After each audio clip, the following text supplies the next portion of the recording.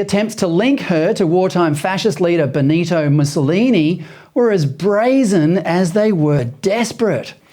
The New York Times reminded its readers that Italy was the birthplace of fascism and that if Meloni's coalition is big enough, it might be able to change the Italian constitution and grant the government more power. What, like Western governments around the world did during the COVID lockdowns, you mean?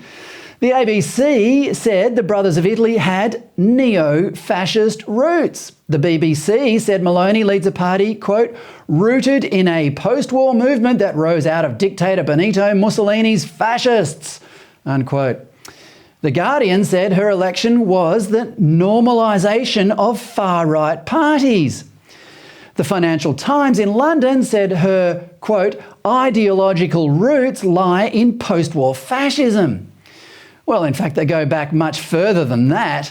As she says, her roots are in the Middle Ages, amid the creation of parliaments, universities and local governments, and the building of Italy's magnificent abbeys and cathedrals. If the media's warnings are correct and Meloni really is the new Mussolini, then it would be accompanied by a militaristic alliance that threatened peace in Europe.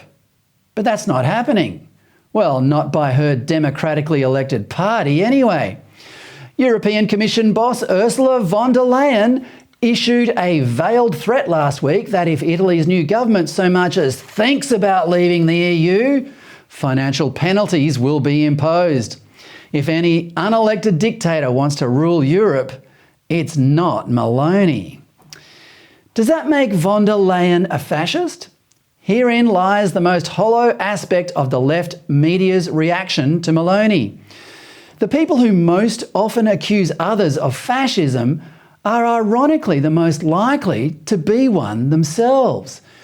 As Jonah Goldberg says in the best-selling book Liberal Fascism, quote, fascism is a modern word for heretic, branding an individual worthy of excommunication from the body politic, unquote.